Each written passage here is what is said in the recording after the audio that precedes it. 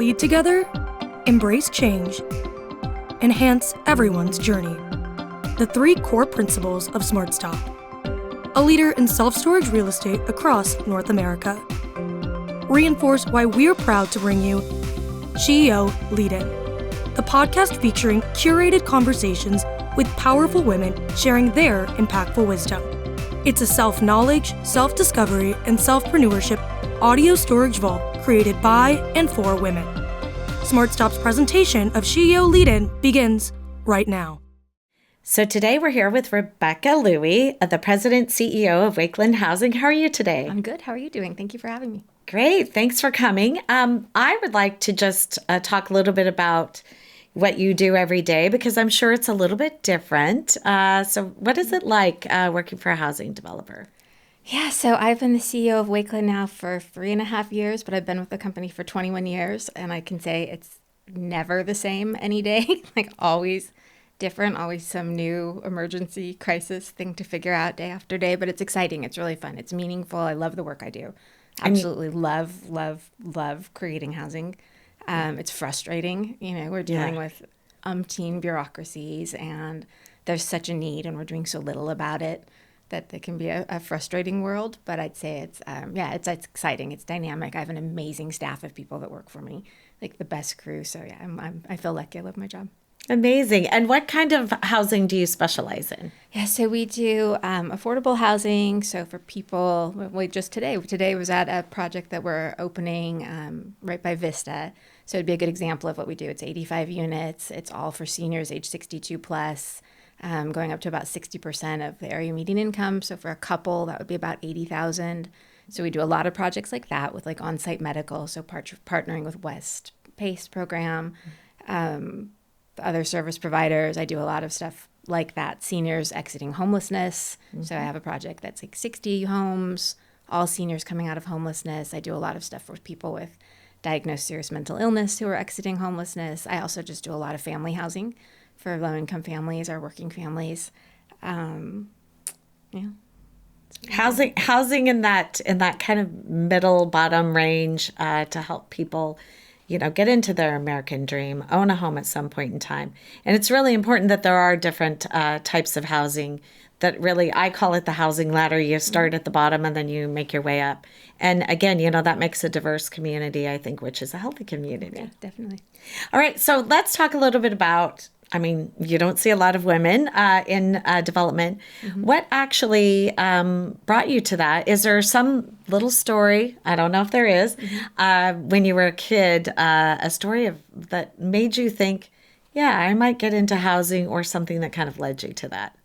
Oh, no, absolutely not. I never, in a million years when I was young, thought I would get into housing. I probably didn't. I knew I wanted to do something to help people. I kind of always had that desire. Yeah. I was interested in community development before I really knew what it was. My mom was a midwife, so that was all she did all day, was kind of drive around helping people and visiting. So that kind of gave me the spirit for it. But no, it wasn't until I was kind of out of college working at SANDAG. I started working at SANDAG on some housing stuff, and then I met my soon-to-be boss while I was there, and he was like, "You want to come get stuff built, actually?" So that's how I got into development. Nice. Yeah. Okay, so is there a word that describes you the best? Just one word. Well, I had a 360 review done for me, so I actually know this because they did a word cloud of the words that were said the most. So my number one word was passionate. Really? Yeah. I love it. Yeah. I would say, I was going to say driven, but okay, passionate is good too. Two sides of the same coin, maybe. Exactly. So you mentioned 21 years at Wakeland, but you were just 3.5 years as CEO. What did you do before that? I was the chief operating officer. Okay. So I was the chief operating officer for a lot of years. Before that, I was director of operations. I started as a project manager. When I started, I knew nothing about affordable housing, nothing. I would have to be Googling, what are footings? What is a retaining wall? Like, I had to look up the basics. I got really thrown in, but it was the greatest. It was the hardest job I'd ever had, and I just knew, this is what I want to do. So did you do any internships that helped qualify you or get you prepared or anything? Interning at SANDAG was helpful. Okay. I started at SANDAG as an intern. It was helpful because, well, I had incredible bosses who spent a lot of time with me. SANDAG in the early days was like a dream place to work because it's how I try to think of Wakeland now, because they really gave everyone an opportunity. It was before they became a big kind of bureaucracy that they are now. Yeah. So it was very much like, I always remember our planning director at the time, even if you were an intern, you were invited to every meeting. You were invited to go to the board meetings. He wanted you to be there hearing. He wanted you to see how people interacted. He wanted you to watch your supervisors in action. I would get to go to the board meetings and see all the different elected officials on the board and how they interacted. It was an incredible learning experience. I feel really fortunate that I had that I got to be in so many rooms. And so I try to do that with my staff as well, try to bring people along and let them see different things, because that's how you learn, really. Well, and I think you learn things that you should do and things that you shouldn't do. 100%. Equally. 100%. Yeah. So let's talk a little bit about success and failure, because I think the two of them are kind of intertwined. But do you have some examples that you would like to share with us and what your thoughts are about that? Yeah, definitely. I think you have to fail a few times to really appreciate your successes. I'm trying to think of some of my great failures. I'm trying to think of recent failures. Well, and just to kind of put it in perspective, a lot of times, you might go, oh, that was kind of a failure, but then it ended up working out better in the end. Yeah. I mean, I think, everything's a learning experience. I even tell my kids, they're 25 and 29, I'm going to learn things until the day I die. Just because you get older doesn't mean you can't learn new things. And sometimes it's a cautionary tale of what someone else does, or sometimes it's like, oh gosh, I can't believe I made that decision and here's how it worked out. Yeah. But then sometimes it really does kind of fail you forward. Yeah, I try to tell my kids and my team is, I don't even know if I think there is a failure, really, because I think sometimes you just make the best decision that you can. And it's easy to second guess it and say, oh, well, the result was this, right? The result was bad. Well, you don't know that the result wouldn't have been bad from the other decision as well, right? So make a decision and then make it hard, right? Like stick with it, really lean into it and make it the best decision that you can and give it all, because that's, you really don't know how things would have turned out otherwise. And, you never failed permanently, right? Either. So there might be a setback, but you're going to come around and you're going to have learned from it. And so, affordable housing is a wild ride. Like you make so many decisions in a day and there's so many things stacked against you that something's always going wrong. Something's always going wrong. You're always thinking, oh, did we pick the right team for this? Should we have made this decision instead? And I kind of tend to nip it in the bud and just say, we don't have time machines, right? We don't have a time machine. That's the one thing we most definitely don't have. So here's where we are today. We made this decision. How do we make it better? How do we, live with it and really do our best to make it work? Well, and in California, you've got the mandates and then you've got to figure out how to get it built. And so it's a tough position for you to be put in, because somehow, some way, you've got to make it work. And the complication of the fee structure of how to actually get it built, I guess that would be the financing structure, not the fee structure, but how you're going to get that built. It's tough. It's not an easy, it's a very complicated business development. And so I applaud you for that. I mean, how long have you oftentimes, do you lease the property? Do you own the property?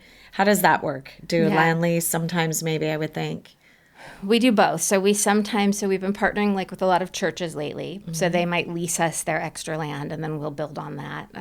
Sometimes we buy the land, but either way, we own the properties in the long term. Yeah. So we're really hands-on owners. That's something we're very obsessive about, because we want to be able to always say that we're good neighbors, that we're coming in. So I'm very obsessive about better control too. Yeah, keeping control over it. Our name is attached. Yep. No matter what, people are going to think of it as a Wakeland project. And I always say I want people to be able to stop by a Wakeland project anytime and have it see that it's, a sparkling jewel. And wherever we are, we're always the nicest thing. I want them to see that we have happy staff, that our residents are happy, that we're taking care of the property. And that all takes caretaking. You can't just build it and walk away. You've got to be really in there always. I'm a very, in that, because I used to be in charge of our operations, I lean very much there as the CEO still. I'm still very involved in the everyday of our properties, especially our properties for people coming out of homelessness, where it's so important making sure that they're getting the right services and that they're being treated with care and that you have just a community where they're going to thrive instead of what a lot of people are doing, which is kind of building that kind of housing, walking away, and then wondering why people aren't moving on to the next step, as you said, because it's really an active thing that you have to be doing. Yeah, and at the end of the day, you just want to help people. Yes. And we talked about that a little bit earlier. So, when you look at the properties that you've owned over the years, what's the longest you've actually owned a piece of property that you hadn't developed yet? Because I imagine it's probably been a pretty long time. And I think our listeners probably have no idea. I mean, sometimes it's like 10 or 15 years or something, right? Yeah. I have property that we've been trying to develop for, I think my longest right now is probably 12 years. 12 years. Yeah. So you're paying the property, all the holding costs on it. And then you're trying to figure out. We didn't purchase it. So thankfully, we don't buy much land anymore because of the lack of funding. It's just too risky of an environment. So we're trying harder. We do things on surplus land that we get from the county or the state. We do stuff with churches or other community partners that own it so we can take a longer period of time, but it's still very frustrating. Still a lot of development costs with the planning and all that. Yeah. Everything goes the wrong direction. The longer the time it takes, the more construction costs are going up, the more money then you have to go find. So you're just constantly chasing your tail. So I always say, like, we're just perpetually $1.5 million short. So I go find $1.5 million from somewhere, and in the meantime, some new expense has gone up, something new has happened. So you're just perpetually trying to find that money for them, but then ultimately we get them done and we get to celebrate. So construction, generally a man's world, it seems like. Do you ever experience resistance when you're leading men? I think yes. I think there's sometimes kind of passive resistance. Passive. Yeah, kind of a passive resistance where you just can tell they're not completely listening or they want to explain back to you everything that you've already told them, I think is my favorite thing. I mean, the amount of men who've sat down and explained affordable housing to me. Oh, it's cute, right? It's like, you see, Rebecca, the thing is, there's a thing called gap financing. Like, oh my God, I've been doing this 21 years. Like, my head will explode. But I think it's better now. We work with great contractors that I feel like we pick, especially because I've got a lot of women on my team. I've got a lot of female project managers. I think they're fantastic at it. I love female project managers because it's such a people skills job. Yeah. So I always say I've managed to learn so little about construction during this job because it's not my aptitude. It's not where my interest is. I'm more of the people person. But I can still make sure a room of people are doing what they need to do because that's where the people skills come in, right? Being able to use your emotional side to notice, oh, this person seems upset about this. Let's figure out their why. Let's hear where they're coming from. Let's have everyone put their feelings out on the table. And when you approach it from that way, it works really well. I think it's much more successful than trying to bully everyone and pound tables, which you see sometimes when you're in more of a male-led room, right? Is that they're all trying to kind of just bully each other into things and there's no communication happening and there's so much finger pointing, whereas I feel women have a little bit more the soft skill of being able to really get the room to come together and move, which is what you need. And I think that is becoming more understood and known. And we try very hard to work with only men who understand that. So let's pause for just one moment and take a smart stop. And let's get back to that. Okay. SmartStop knows the winning connection is when we elevate success together. SmartStop Self Storage, a California company with nearly 200 properties and over 15 million square feet of rentable storage in the US and Canada, is committed to positively impacting the communities we serve on the national and local level. By aligning our core principles of leading together, embracing change, and enhancing everyone's journey with local initiatives. To learn more about our core values, our locations, and career opportunities, please visit us at smartstopselfstorage.com.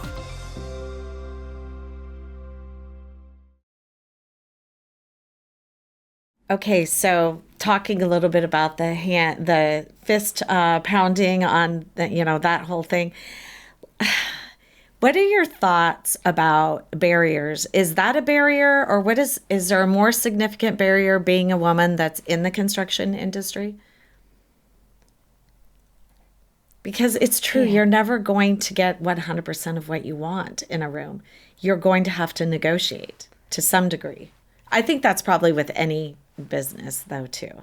I think it's probably with any business. I think it's probably with any gender. I'm not sure so much the being female part, but it's cliched, but true. You're going to have to work much harder. You just are. Like, you're going to have to work much harder. You're going to have to make fewer mistakes. You have to really fight not to become sort of the secretary of the meeting. You know, I'm always very conscious of never volunteering to be like the note taker. You're the president. Yeah. Yes. Even when I wasn't, just trying to remember that. Even when I was in the project management role and moving up and being at these tables full of often men, is remembering, like, stand up for yourself. You've got just as much reason to be here, which is what I tell my staff all the time. You've got just as much reason to be there. Absolutely. You're hired here for a reason. You're an expert as well. And then just patience with it. And being over-prepared. I feel like I have to always be over-prepared. Yeah. Which doesn't make any sense. But let's talk a little bit about role models. Would you say your parents, other people in the industry, and are they predominantly women, men, or both? I've had a pretty good mix. I mean, both my parents were really solid role models. My mom was passionate about her career. My dad really loved his job. He was a surveyor. He helped put in the pipeline up in Alaska. Okay. So I got to travel all over the state, very self-taught. They both very much, like I do, they absorbed their work into their lives. There wasn't, my dad worked out of home, so he always had something going on. My mom was continuously, her thing was a 24/7 gig. She was either going to bed early to get ready for a baby to come, or, it was so built into their lives. And I very much have that too. I don't think I'm a workaholic, but I don't have a lot of separation between my work and my life. It's kind of just one big cohesive.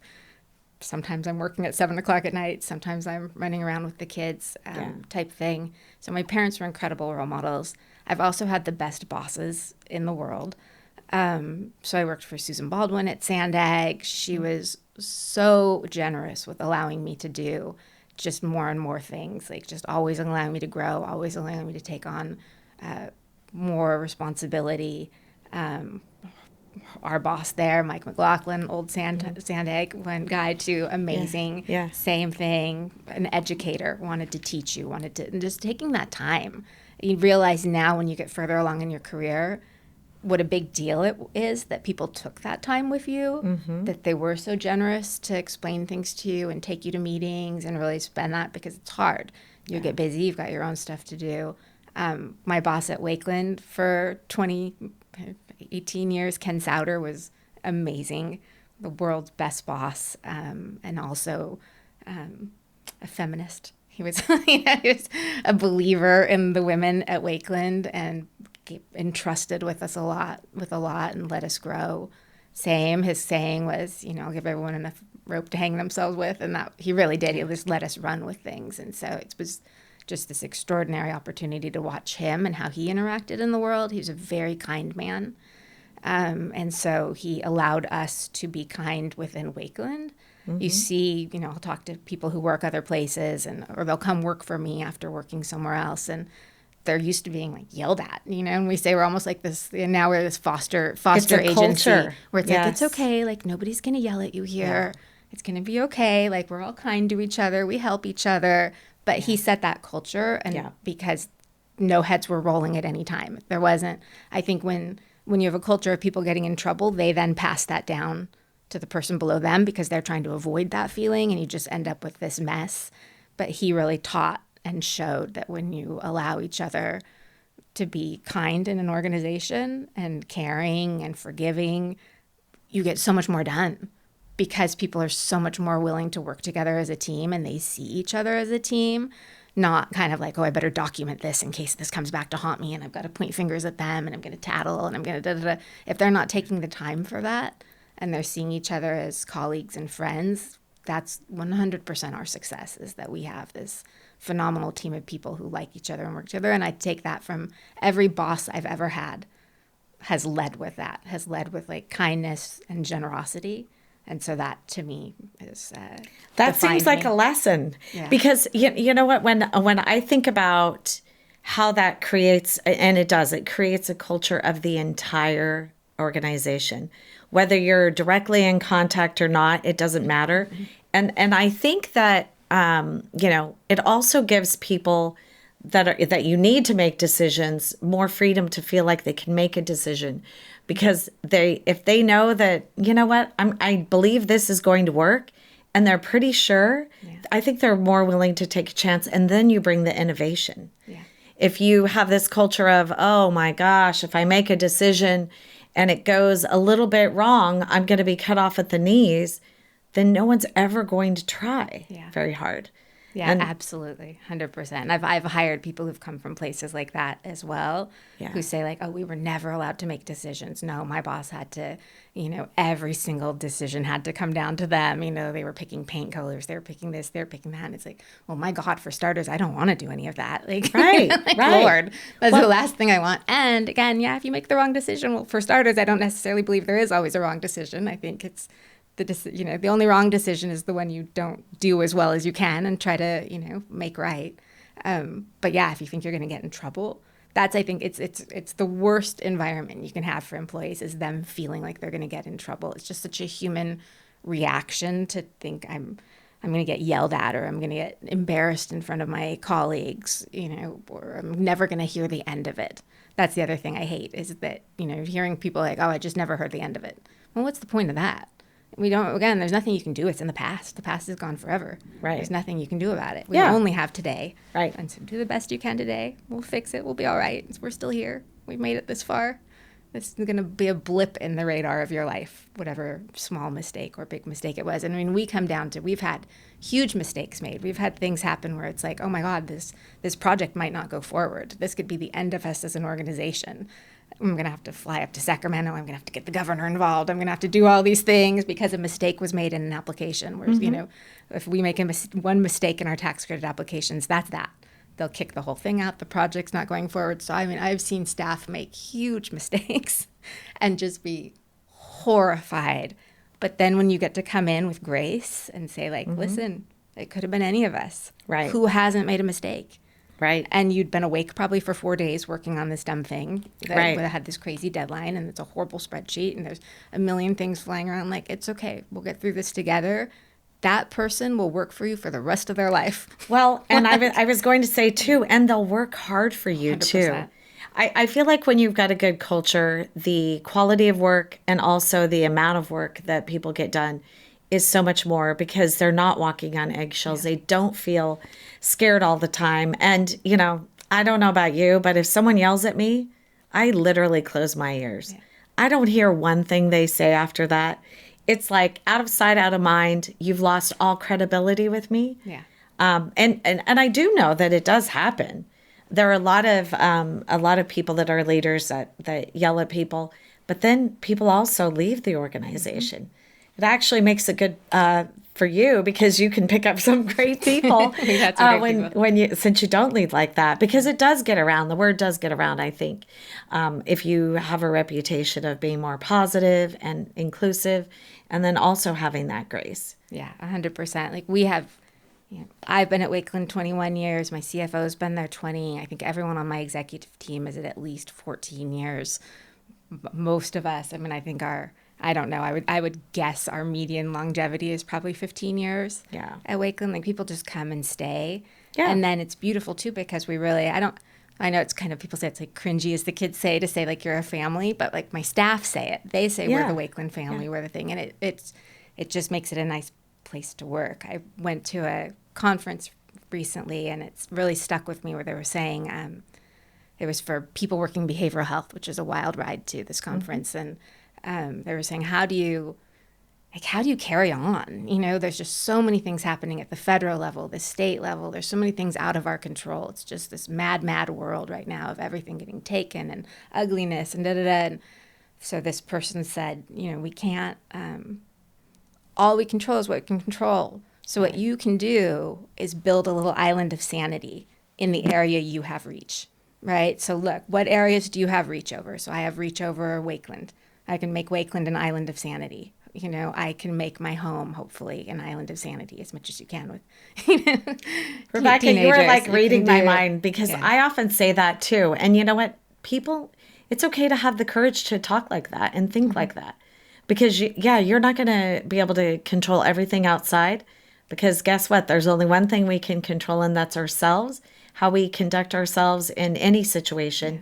But then the people around us, when we're leading them, you lead them in a way that makes sense, it's sensible, and you're actually affecting everyone within that organization and then everyone they come in contact with. So it does mushroom. It does. It grows. Yeah, it grows it because does. They then know they can treat other people that way. That's right. And they can create their little islands of sanity, hopefully, and then it will spread. It's not going to fix the world. Again, we can't, but it's a small part of the world, Rebecca, but it's a part of the world. We can make our own.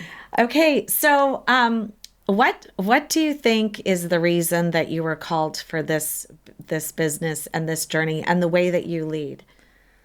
I think it's because I really do. I mean, I genuinely care about the people we serve. I have a deep heart for people who need affordable housing. And I mean, going way back to my early SANDAG days and looking at, we were trying to raise the alarm on the housing crisis way back then. In the mid-90s, we were saying there's a housing crisis, and people were like, oh, no, we're fine. I think at the time the median housing price was going to be like $400,000, and we were all losing our minds over it. But we were showing, like, look, this is San Diego. We're a tourism economy, large part. Like, so there's a huge swath of jobs that make up San Diego that we need. Yeah. And so service jobs. It's going to be service jobs, dental technicians, preschool teachers. We're building no housing for those people. Right. Like, even then we were saying, look, it's math, really. Like, there's here's what they can afford. Here's what we're building. Like, this crisis is a coming. We're not building for them. And so to get where we are now with, homelessness where it's at, I don't want to say like I told you so, but it's like, well, this was inevitable because it's a game of musical chairs. It's a horrible game of musical chairs now where we have people that need to live in San Diego, that we want to live in San Diego. I live in Encinitas, which is one of the most NIMBYest of places. God bless them. But I've had so many people tell me, like, I just don't understand why we need affordable housing here. This is the beach. Like, they should go somewhere else. And it's like, well, okay, but as far as I can tell, you want your kids to go to preschool. You go to CVS and you buy things. You're getting things at the grocery store. Your kids go to public school. That's why you need affordable housing, right? That's why you need it here, because you don't want them driving from Tijuana or Temecula, ideally. You don't want your kindergarten teacher having a 60-minute commute to their job before they spend the day with your kids at this underpaid job. At some point, the wheels are going to fall off of this whole thing. Right. So I think that's been so ingrained in me. So I think on the one hand, I have this real passion for what I do. I love meeting the people who move in.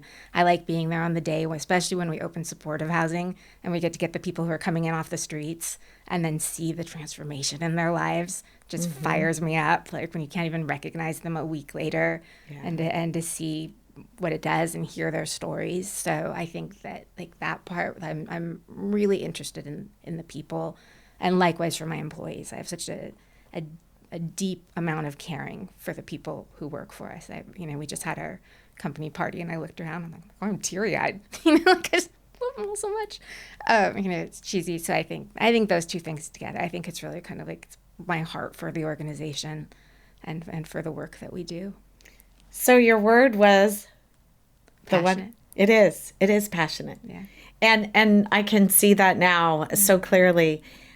I think, if there were more people like you and sharing why you do what you do, I think that would impact people so much. Because again, kind of back to housing, can't be all the very expensive, can't just be the affordable. You've got to have that in between, but you've got to have the affordable. It can't just be all the high end, because that, again, would create all these people with no place to live. So I'm glad that you're doing what you're doing, and I actually feel proud that you've shared all of this. Really, I think passionate is definitely the perfect word for you, and keep doing what you're doing. What's next? What's next? So we've got some projects in LA that we're really excited about. We've actually recently kind of branched out from housing a little bit. So we're doing some residential treatment centers in LA, and one here in San Diego with the McAllister Institute that I'm incredibly excited about and proud of.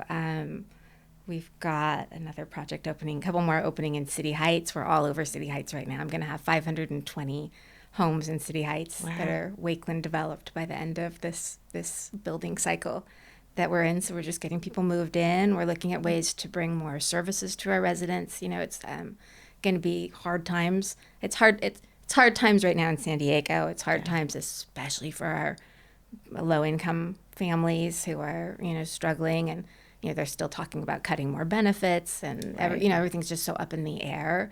While we're seeing costs go up, so I'm just very acutely aware that people are struggling. So we're going to be putting a lot of energy into how can we help the people that live in our projects even more, and partner with more of the organizations around us, and make sure that we're all working together to give people as solid of a safety net as we can. Because I say to me, it's like watching homelessness happen in real time. Yeah. So I'm very frustrated when homelessness it's easy to look at it and blame it on, drug use, abuse, and alcohol and all those things. But when you know the reality of there's just not enough places for people to live that need to live here, it's frustrating to see it get blamed on the person themselves as opposed to the system that drove them to where they are, especially our seniors who are, in crisis here in San Diego. So, Well, yes, because they're on fixed incomes. Mm-hmm.